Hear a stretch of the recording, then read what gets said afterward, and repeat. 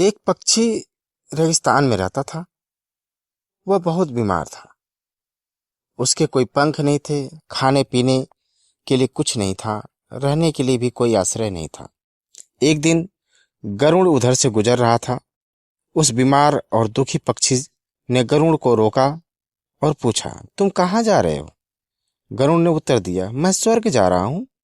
बीमार पक्षी ने कहा, कृपया मेरे लिए पता करें, मेरी पीड़ा कब तक समाप्त हो जाएगी? गरुड़ ने कहा, निश्चित ही मैं पता करूंगा। गरुड़ ने इतना कहकर बीमार पक्षी से विदा ली। गरुड़ स्वर्ग पहुंचा और प्रवेश द्वार पर देवदूत को बीमार पक्षी का संदेश दिया। देवदूत ने कहा, पक्षी के जीवन में अगले 7 वर्ष तक इसी तरह का कष्ट लिखा हुआ है। उसे ऐसे ही 7 वर्ष तक कष्ट भोगना पड़ेगा। तब तक उसके जीवन में कोई खुशी नहीं है। गरुड़ ने कहा, जब बीमार पक्षी यह सुनेगा तो वह निराश हो जाएगा। क्या आप इसके लिए कोई उपाय बता सकते हैं? देवदूत ने उत्तर दिया, उससे कहो कि इस वाक्य को हमेशा बोलता रहे, इन सब के लिए भगवान तेरा शुक्र करे। वापसी पर जब वह बीमार पक्षी गरुड़ से मिला तो गरुड़ ने उसे उस स्वर्गदूत का संदेश दिया। 7-8 दिनों के बाद गरुड़ जब फिर उधर से गुजर रहा था, तब उसने देखा कि पक्षी बहुत खुश था। उसके शरीर पर पंख उगाए थे। उस रेगिस्तानी इलाके में एक छोटा सा पौधा लगा हुआ था। वहां पानी का एक छोटा सा तालाब भी बना हुआ था। चिड़िया खुश होकर चहचहा रही थी।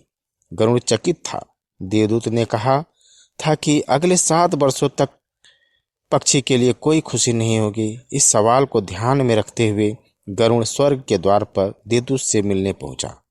गरुड़ ने देवदूत से अपने मन में उठते हुए सवालों का समाधान पूछा तो देवदूत ने उत्तर दिया, हाँ, यह सच है कि पक्षी की जिंदगी में 7 साल तक कोई खुशी नहीं लिखी थी, लेकिन क्योंकि पक्षी हर स्थिति में इन सब के लिए भगवान तेरा शुक्र है बोल रहा था और भगवान का शुक्र कर रहा था, इस कारण उसका जीवन बदल गया।